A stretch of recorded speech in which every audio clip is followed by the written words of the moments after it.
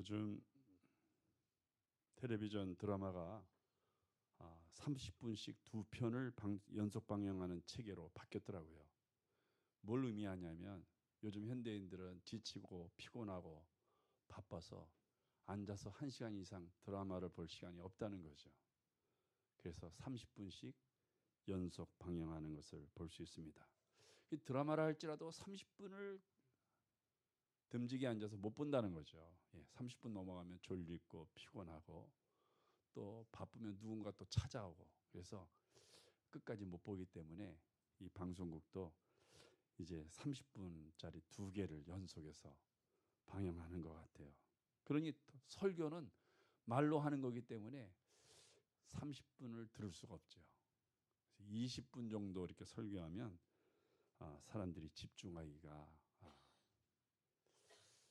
좋다고 합니다. 그래서 저도 20분 안에 설교를 마치도록 노력하겠습니다.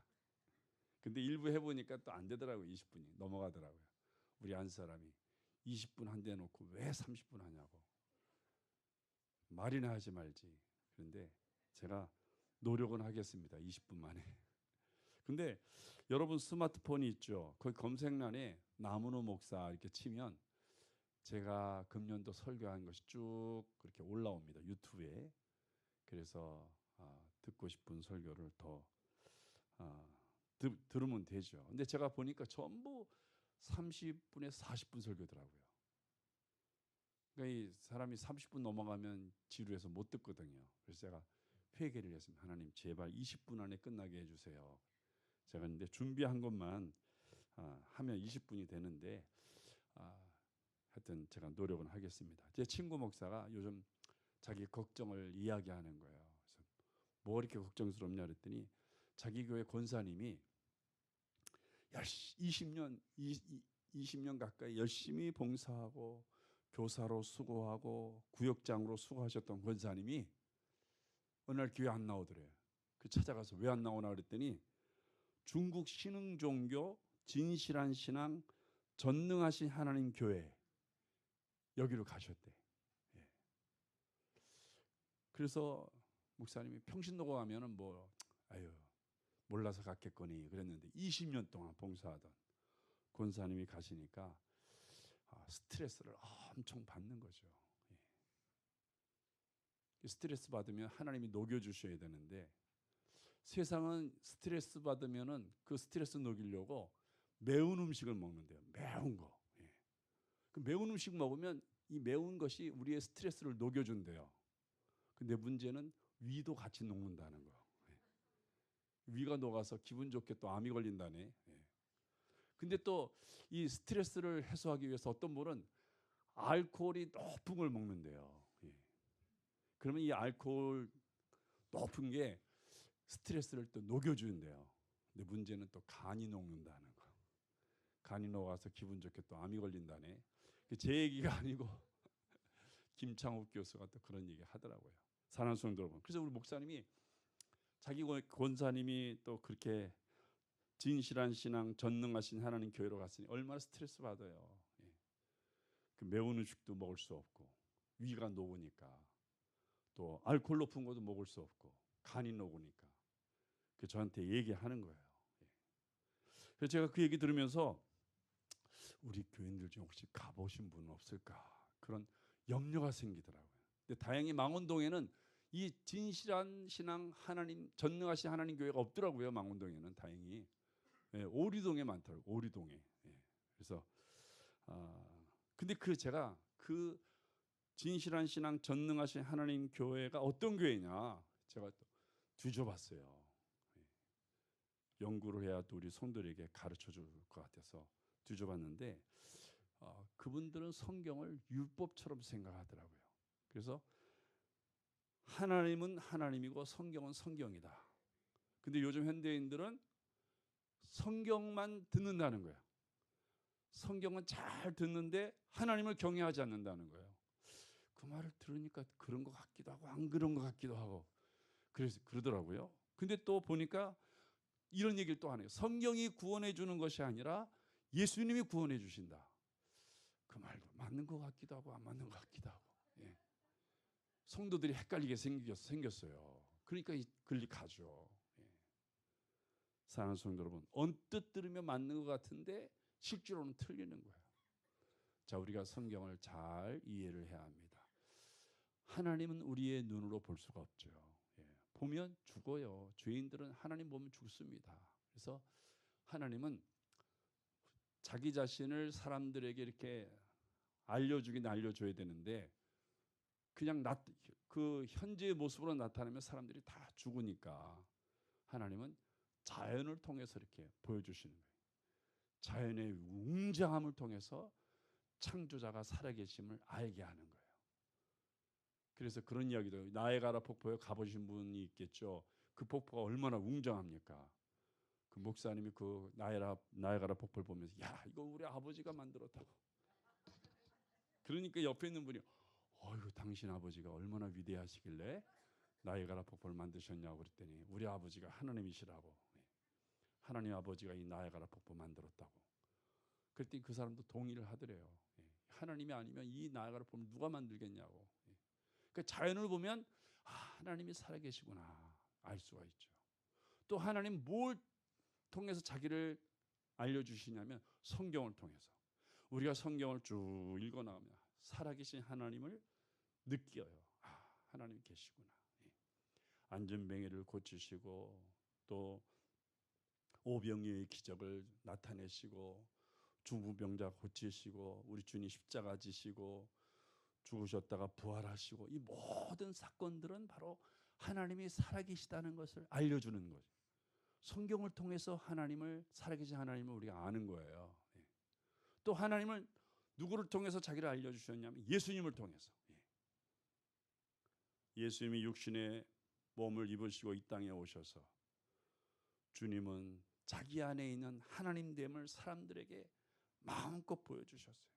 죄인들을 사랑하시고 또 연약한 자를 사랑하시고 가난한 자를 사랑하시고.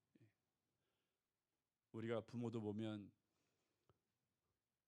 약한 자녀를 아무래도 부모는 더 마음이 가잖아요. 하나님도 약한 인간을 하나님께서 더 사랑을 베풀어 주시는 것입니다. 예수님이 오셔서 하나님이 얼마나 사랑이 풍성한 분이신가를 보여주신 거예요. 그래서 우리가 하나님을 알려면 자연을 통해서 성경을 통해서 예수 그리스도를 통해서 하나님을 알게 되는 거죠. 그러니까 우리가 그 진실한 신앙, 전능하신 하나님의 교회가 틀렸다는 것을 어디서 알 수 있냐면 성경을 봐야 예수님을 알거든요. 또 성경을 보면 하나님을 경외하는 마음이 생겨요. 뭐 성경만 보는데 하나님을 경외하지 않는다. 그거는 말이 안 되는 거예요. 성경을 보는 사람은 자연스럽게 하나님을 경외하는 마음이 생기는 거예요. 사랑하는 성도 여러분, 자 그래서 우리가 이 성경을 통해서 하나님을 알아가고 성경을 통해서 예수님을 알아가고 그래서 예수님을 믿고 하나님을 경외하는 신앙생활을 우리가 감당해 나가야 되는 것입니다. 예수님이 십자가를 지시고 부활하시면서 우리에게 유산으로 남겨준 것 중에 최고의 것이 뭐냐면 교회를 남겨주셨어요. 교회. 성도 여러분, 이 교회를 왜 남겨주셨는가를 이해를 해야 합니다. 오늘 제가 설교 제목을 진실한 교회 이렇게 졌는데 사실 주님의 교회는 다 진실하죠. 근데 그렇지 못한 교회들이 많기 때문에 할 수 없이 진실한 교회다라는 제목을 붙인 거예요. 교회는 다 진실하지. 그렇지 않습니까? 원래 주님의 교회라는 것 주님의 몸이니까 다 진실해야 되는 거예요. 그렇지만 이 세상에 중에서 그렇지 않는 교회들이 있기 때문에 우리가 진실한 교회라는 제목을 가지고 오늘 말씀을 우리가 함께 나누게 되는 것입니다. 원래는 교회는 다 주님의 교회죠. 근데 우리가 주님의 교회이기 때문에 그 교회를 좀 분간하기 위해서 지역 이름을 붙이는 거예요. 망원동 교회, 망원동 제1교회, 망원동 제2교회. 근데 요즘은 또 지역 이름을 탈피해서 이제는 쇠소망교회, 뭐 시냇가에 흐르는 교회, 또 뭐 그 중국 신흥교회처럼 진실한 신앙 전능하신 하나님 교회. 이름이 길면 장수하는 줄 알고 이름을 길게 붙이지만 이렇게 전부 이 교회 이름이 바뀌잖아요. 근데 사실은 어떤 이름을 갖다 붙여도 교회는 주님의 교회예요. 주님의 교회. 예. 그러니까 우리 성도들이 어느 교회를 가든 다 괜찮은데 문제는 교회라는 것은 외형에 있는 게 아니에요. 예? 큰 교회, 예? 고층 빌딩 56층 속에 있는 교회가 하나님과 제일 가까이 있으니까 제일 좋은 교회. 그게 아니죠. 교회는 성경을 제대로 잘 가르쳐주는 교회가 크든지 작든지 좋은 교회. 잘 가르쳐줘서 성경을 통해서 우리가 구원을 받고 예수님 믿고 하나님 나라에 가면 그 교회가 진짜 주님의 교회죠. 그래서 교회는 구원의 통로요, 교회는 은혜의 통로요, 교회는 하나님을 만나는 통로요.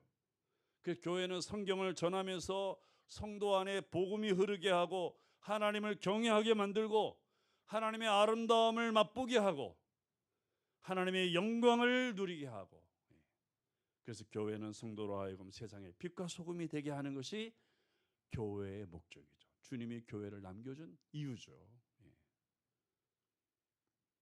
그래서 오늘 바울은 디모데에게 서신을 보내면서, 왜 디모데에게 이 서신을 보냈냐면 디모데가 목회를 하는데 교회에 여러 가지 문제가 생겼어요. 힘들어요.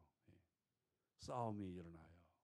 그래서 디모데가 바울 선생님 저 좀 보면 좋겠어요. 좀 선생님 보면 제가 위로받겠어요. 그랬더니 바울 선생님이, 야, 나 본다고 위로가 되냐? 내가 너에게 교회란 무엇인가를 가르쳐 줄 텐데 네가 이 교회에 대해서 알면 위로받을 거야. 나 본다고 위로받는 게 아니다. 그러면서 교회란 이런 것이다, 이렇게 가르쳐 주는 거예요. 우리 사람이 다 마찬가지인 것 같아요. 부모를 보면 좀 위로받고, 친구 보면 위로받고, 또 어떻게 위로받습니까? 아프면 병이 나야 위로받죠. 근데 또 병이 안 나면 또 위로받지 못하잖아요. 또 나이 드신 분들은 자녀 보면 위로받고. 근데 그런 위로들이 일시적이라는 거죠. 일시적. 좀 근본적인 위로를 받는. 그러기 위해서 정말 교회란 무엇인가? 왜 하나님이 교회를 만드시고 예수님이 왜 교회를 우리에게 남겨주셨는가? 그것은 우리 안에 많은 근심과 염려와 두려움이 있는 이 세상 속에서 우리를 위로하시고 우리에게 영생을 주시고 우리를 구원해 주시고 이 교회에서 하나님의 아름다움을 보면서 영광을 누리게 하기 위해서 이 교회를 주신 거예요.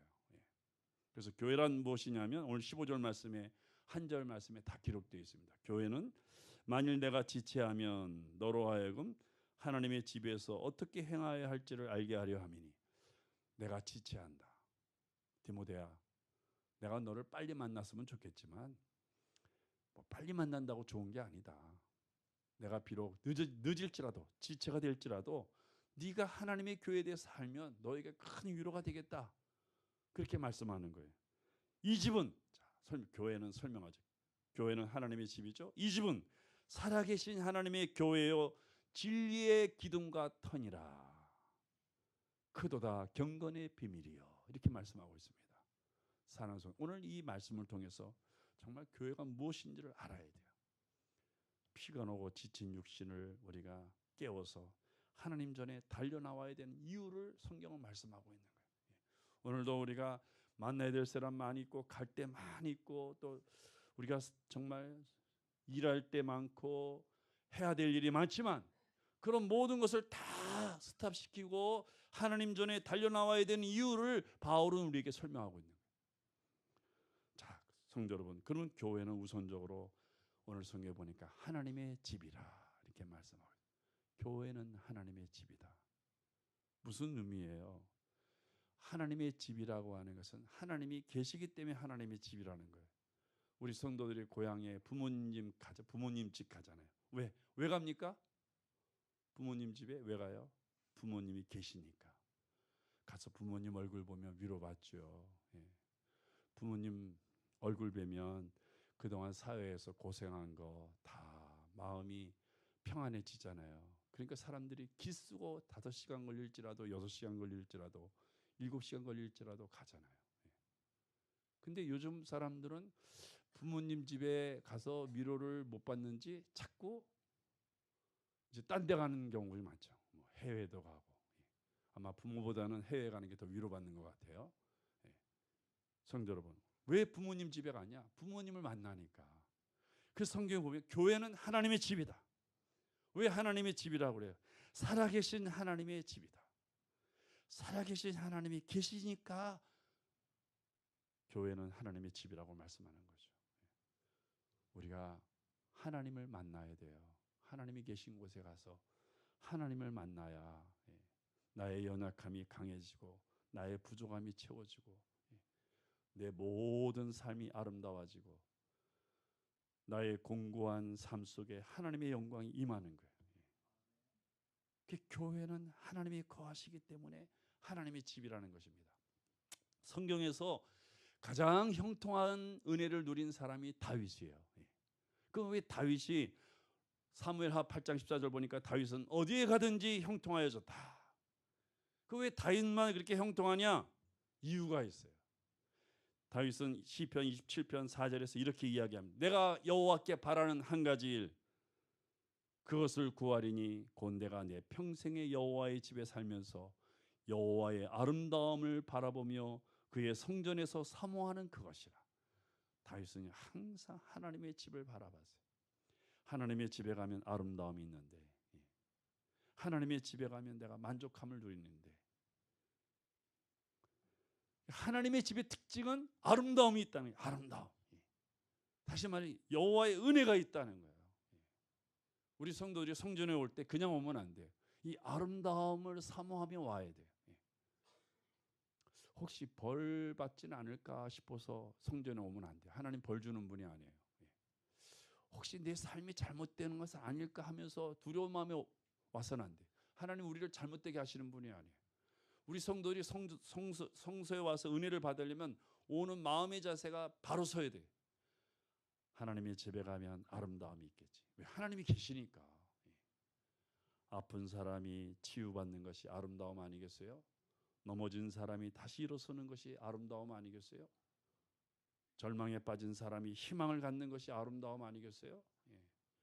한 주간 내내 시달리면서 근심과 염려와 걱정이 있는 사람이 성소에 와서 평안을 얻고 기쁨을 얻고 소망을 갖고 자신감을 얻고 담대함을 얻어가는 것이 아름다움이 아니겠어요? 그래서 하나님의 집이에요. 사랑하는 성도 여러분, 시편 65편 4절 보니까 우리가 주의 집 곧 주의 성전의 아름다움으로 만족하리이다. 다윗은요 성소에 와서 만족함을 가지고 돌아갑니다. 우리 성도들이 하나님의 은혜를 얻으려면 이런 다윗처럼 성소에 와서 만족함을 가지고 가야 돼요. 그러려면 오직 어디에 집중해야 돼요? 하나님 말씀에 집중해야죠. 뭐 의자가 불편한 거 그거 뭐 아무것도 아니에요. 좀 참으면 돼요. 또 사람이 안 알아주는 거 그거 뭐 별 중요한 거 아니에요. 하나님이 날 알아주시고 내 마음에 만족함을 주면 나는 오케이죠. 뭐. 그래서 이 아름다움을 사모하고 이 아름다움으로 만족하며 나아갈 때 그 성도의 삶에 하나님의 영광이 나타나는 거예요.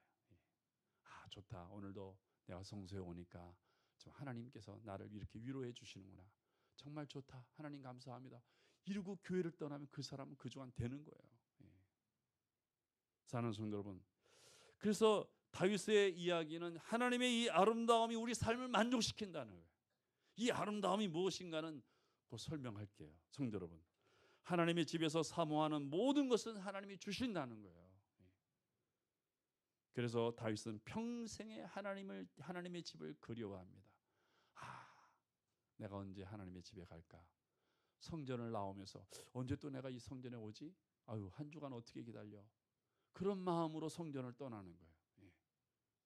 사는 성도 여러분, 우리 성도들이 이 하나님의 집을 사모하며 사시기를 주의 이름으로 부탁드립니다. 하나님의 집을 사모하는 하나님의 집에 가면 내가 위로받는데 하나님의 집에 가면 이 문제 해결받을 수 있는데 그런 마음을 가져야 돼요. 하나님의 집에 가면 내 소망을 이룰 수 있는데 그러면요 하나님이 다윗과 같이 어디에 가든지 형통한 은혜를 주십니다. 그다음에 교회는요. 오늘 성경 보니까 진리의 기둥과 터라 이렇게 말씀하고 있습니다. 교회는 진리의 기둥과 터다. 이번에 네팔 가 보니까요. 네팔은 산지. 그러니까 이 터가 항상 불안한 거예요. 비가 많이 와도 터가 흔들리고, 그다음에 지진이 나도 그냥 금방 쉽게 무너지고, 그러는 거예요. 그래서 이번에 우리 시크릿 교회를 지을 때 돈이 많이 들어간 것도 콘크리트로, 철근도 그냥 걔네들은 철근 넣을 때 한 4가닥 넣더라고요. 그러니까 이 지진 나면 그냥 무너지잖아요. 요번에 우리 그 시크릿 교회 보니까 철근을 8가닥, 2배나 더. 그래도 2천만 원 정도, 35평 짓는데 2천만 원 정도 들어가는데, 우리는 또 돈이 한 평당 400씩 들어가니까 뭐 1억 2천 정도 들어가잖아요. 굉장히 싸게 들어가는 거죠. 이 터와 기둥이 굉장히 중요해요. 기둥의 철근이 몇 가닥 들어가느냐, 터가 평지냐 산지냐 이거에 따라서 무너지기도 하고 금방 무너지기도 하고 보존되는 거죠. 그만큼 이 기둥과 터가 중요해요.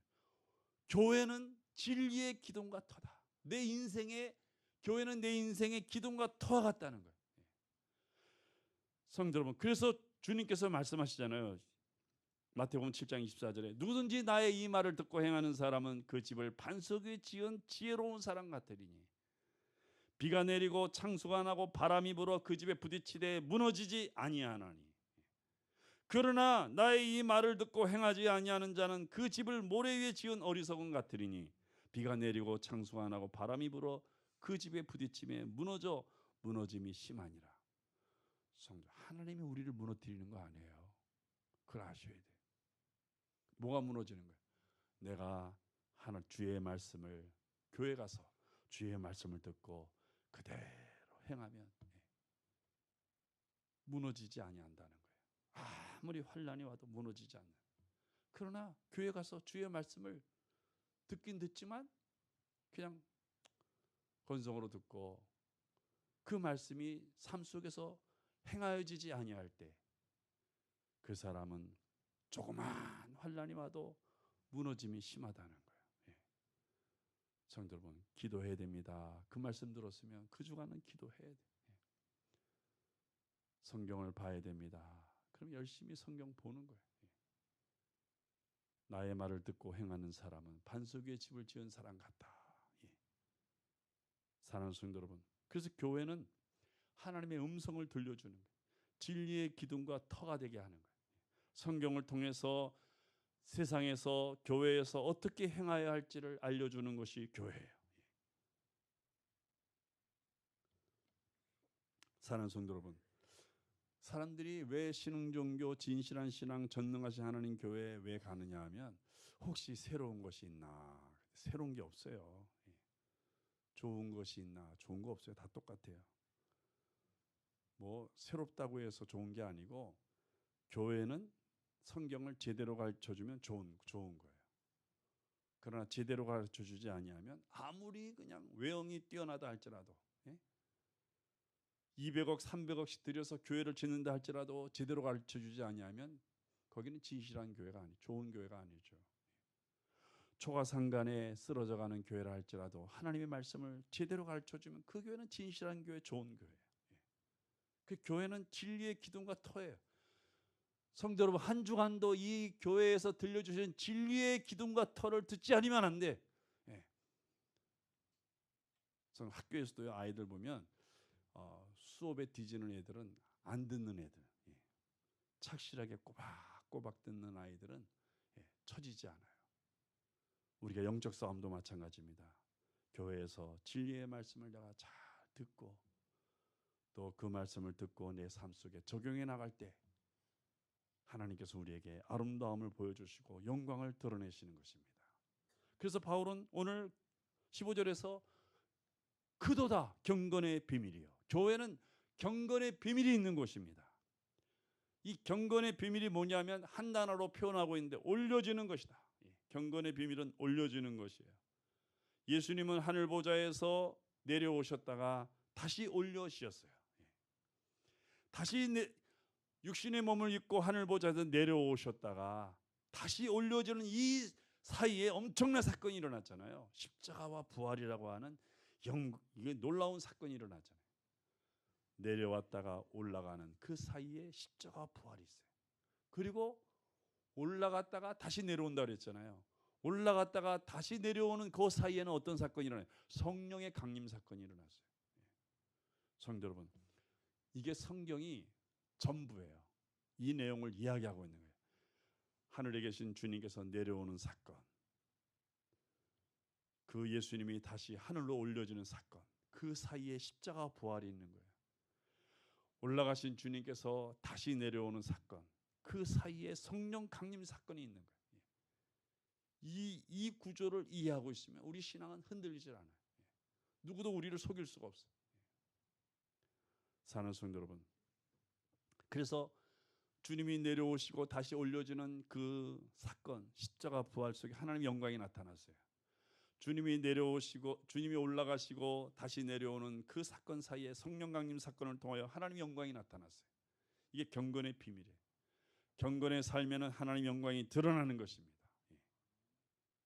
우리도 올려질 것이죠. 예수로 말미암아 하나님 나라에 올려질 사람들이에요. 그 우리 삶에 하나님의 영광이 나타나는 거예요. 예수의 십자가 부활을 믿을 때 우리 삶에 하나님 영광이 나타나고 성령의 강림이 임하는 것을 믿을 때 하나님 영광이 나타나는 거예요. 사랑하는 성도 여러분, 다윗은 성소에 가서 하나님의 아름다움을 구한다 그랬어요. 그럼 아름다움을 구한다는 말이 무엇을 의미하는 거예요? 그 성령을 구하는 거예요. 예수님도 말씀은 너희가 구할 것은 하나님의 영이다 그랬어요.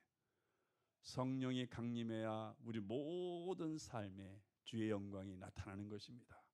우리 성들이 성소에 와서 내가 무엇을 구할지, 성도 여러분, 세상 사람들이 구하는 욕심을 위한 구하는 것은요 의미가 없어요. 성령을 구할 때 하나님 영이 내게 임하고 영이 임할 때 내게 필요한 것을 하나님이 채워주시는 거예요. 그러니까 사실은 성령만 구하면 돼요. 성소에 오는 사람은 성령이 임하기를 간절히 사모해요. 하나님, 오늘도 내가 주의 전에 나왔습니다. 주의 영을 내게 부어주시옵소서. 성령이 임해서 우리가 만족함을 가지고 이 성소를 떠날 때 성령은 나를 통해서 하나님의 권능과 능력과 은혜와 이적을 베푸시는 거죠. 성령 우리에게 경건의 비밀을 알려주시는 것입니다. 우리가 성령을 외면한 채 하나님을 알 수 없어요. 성령을 외면한 채 우리는 육신의 문제와 거짓과 갈등 속에 디모데가 바로 이 육신의 문제로 거짓과 갈등 속에서 방황할 때 바울을 만나기를 원했는데 바울이 야, 너 나 만날 필요 없어. 나를 만난다고 육신의 문제와 거짓과 갈등이 해결되는 게 아니야. 교회라는 것이 무엇인지 알고 네가 믿음에 담대히 있어서 성령의 음성을 들을 때 너의 문제는 해결되는 거야. 그렇게 가르쳐 주는 거예요. 사랑하는 성도 여러분, 오늘 이 성소에 와서 우리 성도들이 구할 것은 하나님, 내 영에 내 마음속에 성령이 임하게 해주세요.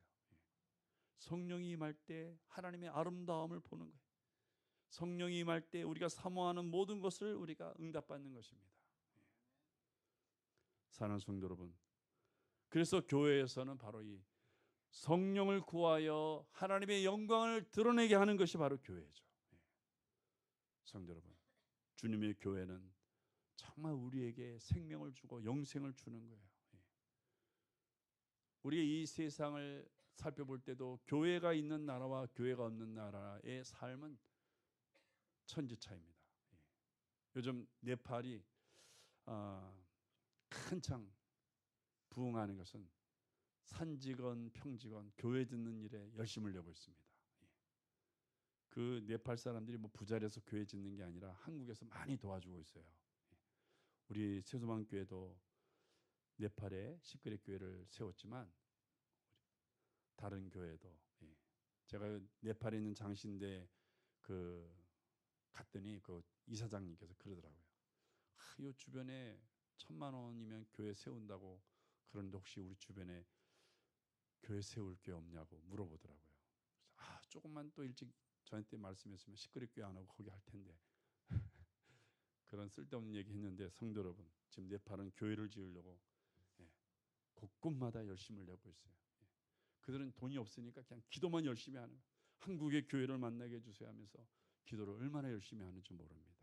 사는 성도 여러분, 우리의 삶에 교회가 필요하죠. 우리는 얼마나 좋아요. 교회가 지금 다 만들어져 있잖아요. 우리가 교회를 외면하고 살아서는 안 돼요. 주님의 교회는 정말 진실한 교회. 내 영혼을 살리고 주의 아름다움을 만나게 하고 주님의 영광을 누리게 하고. 성도 여러분, 주님께서는 이 교회를 우리에게 주시기 위해 십자가에 죽으시고 부활하셔서 올려주셨어요. 주님의 교회를 사모하는 성도들도 하나님께서 올려지도록 역사하실 것입니다. 언제나 교회와 함께 우리 성도의 삶이 믿음으로 달려가는 하나님의 자녀들이 되시기를 주의 이름으로 축복합니다. 기도하시겠습니다. 아버지 하나님, 주님의 교회는